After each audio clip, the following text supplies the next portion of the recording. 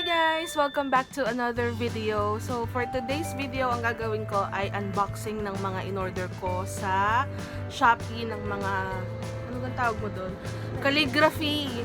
Yan, pang lettering. So recently, parang na-fascinate ako sa pagle-lettering. So parang ngayon gusto kong matutunan ang calligraphy. So for now, magsa-self teach tayo kung paano mag-calligraphy at mag-lettering. So, kaya umorder ako sa dalawang shop sa Shopee ng mga pens, drills, or practice sheets na gagamitin ko sa pagka-calligraphy. Ito sila. So, ito is from China. Sa China ko siya na-order. Ito naman locally. So, umpisa natin. Actually, ito, nabuksan ko na. Sobrang excited ako na dumating to. So, actually, na-unbox ko na siya. Pero, gawin natin ngayon. So, ito ay galing kay... Anong shop to?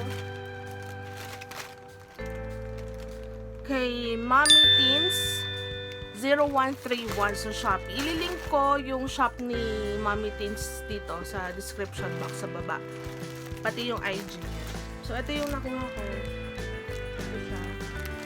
Meron siyang 75 pieces ng drill or practice sheets ng pang-calligraphy. May libreng lettering yan kapag umorder ka. Gawa niya yan. Tingnan mo yung gawa niya. Yan. Sobrang ganda. And then, yung practice sheets niya is ganito yung itsura. Ito. Basic calligraphy. And then, ayan yung mga practice sheets na pwede nating pag-aralan. So, sample, ayan. Ito pa. Ayan. Tapos ito. Ayan. So, bali lahat ng to is 75 sheets. So, magsimula ako hindi ko alam, ngayon or bukas, kung kailan ako sipagin sa mga practice sheets. And then, nahulog. And then, sa loob ng eco bag, meron din siyang kasamang 3 pens na pang-practice. So, ito is tagal na mag-focus. Ito ay line sticks. Ito ay brush pen. Brush pen na. Yeah, this is a brush marker. This one naman is Faber-Castell or Faber-Castell. Basta yun. Ano din to? Brush pen din to. And then the last one, it's gray naman, from Little Hands, na pang shading siguro. So, yun. Yun yung nakuha ko kay Momi Thinz. And then, next one naman is ito. Ito hindi ko pa talaga nabuksan. Dumating ko kahapon ng Shopee. Ang bilis nga eh. So, parang in-order ko siya nung January 4 yata. Ano man date na ngayon? January 12 na. So, yun. Medyo mabilis pa rin naman yung order. Eh, by the way, saan ba? Ito kay Momi Thinz, na bayaran ko lahat, including the delivery fee, 440 pesos. So, parang lumalabas na, magkano yun, Raya? Basta yun, ililink ko na din sa description box kung magkano. Hindi ko maalala eh. So, buksan na natin to. Kasi excited na akong buksan to eh. Buksan natin. Si Bebe Boy.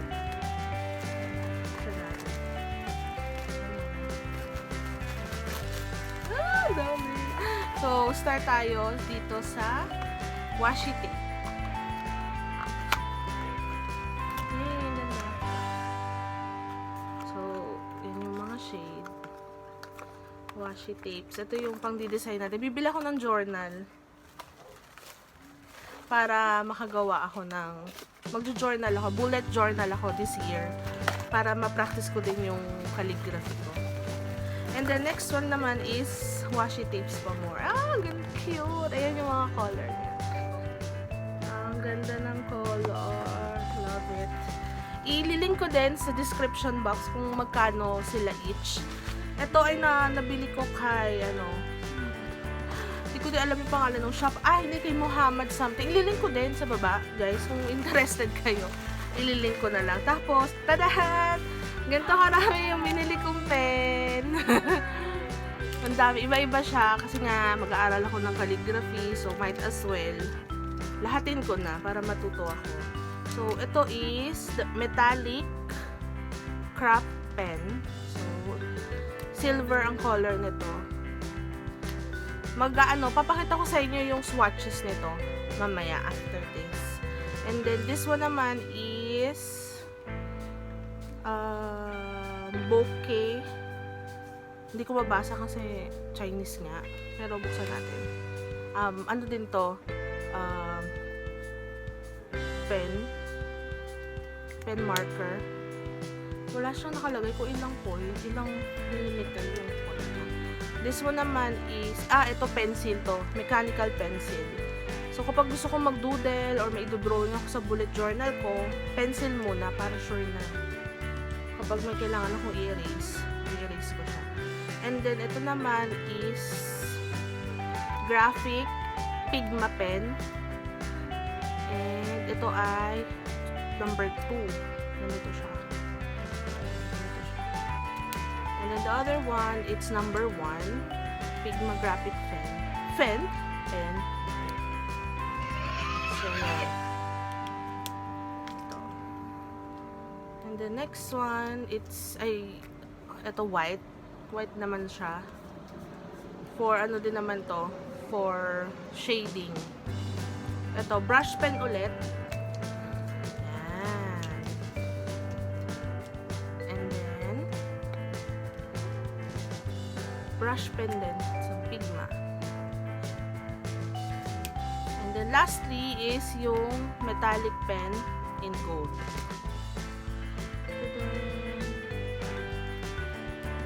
Swatches ko to para makita natin yung shade niya, yung gano'ng kalaki yung pen tip niya sa pagsulat. Ayan, yung anak ko gusto din pabili. So, ito lahat yung pen. And me! And washi tapes. So, yun. So, ito, pakita ko sa inyo yung ginagamit ko ngayon na planner. This is a planner. Hindi ito yung bullet journal na gagamitin ko. I got this from National Bookstore. So, bali mga gagamitin ko to sa office, yung mga pang daily.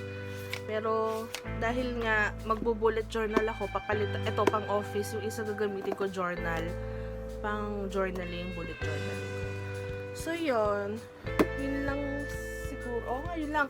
Isa-swatch ko na para makita nyo yung iba-ibang design ng pens at saka yung washi tapes. Ipapakita ko din sa inyo. Okay?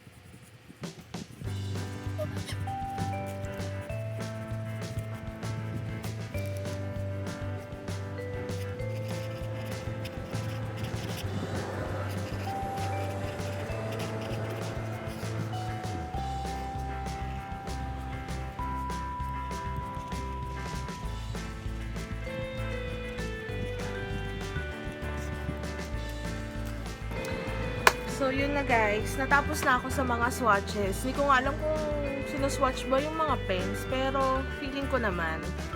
Ito yung... ito na siya. Hindi ko alam kung swatches ba itong matatawag. Pero, ewan ko. Hindi ako nasayahan eh. Sa totoo lang, hindi ako nagandahan dito. Kasi nga, hindi nga ako marunong mag-calligraphy pa. Pero so far, ang pinaka-favorite ko is ito, Pigma 1. Maganda yung pangsulat niya. So, pang doodle-doodle. Feeling ko maganda to. So, yun lang. Pagpasensya nyo na guys, kasi talagang zero knowledge ako sa pagdating sa pagka-calligraphy. As in, bumili lang ako, mag-aaral pa lang ako. So, kaya, sa journey ko sa pagka-calligraphy. Sana samahan nyo ako. At syempre, i-update ko rin kayo all the time sa progress. Ang plano ko rin kasi is mag-workshop sa mga nakikita ko sa IG. Meron ako pina-follow doon si 7 strokes. Tama ba? 7 brush strokes sa IG. Sobrang meron siya mga private workshop. So parang feeling ko kapag may time na ako, gusto ko umattend sa private workshop niya at alam mo yun, one-on-one kami mag-aaral talaga ng calligraphy. Kasi talagang gustong-gusto ko siya talaga. Gustong-gusto ko siyang gawin talaga. Pero hindi talaga nga ako marunong. So, yun. Let this be the beginning of my journey with calligraphy. At syempre happy ako na sasamahan niyo ako doon. So, yeah. I think yun lang for today. Meron pa ba? Nagawa ko naman na lahat. Yung mga washi tapes.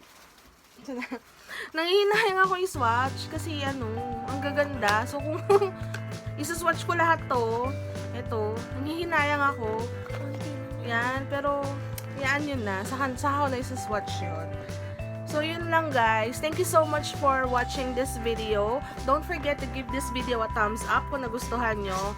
Kung hindi naman, okay lang. Pero sana nagustuhan nyo. And don't forget to subscribe on my channel. Also, hit that notification bell para lagi kayong updated when I update. When I post new videos. So, yun lang. Yun lang for today, guys. Thank you so much.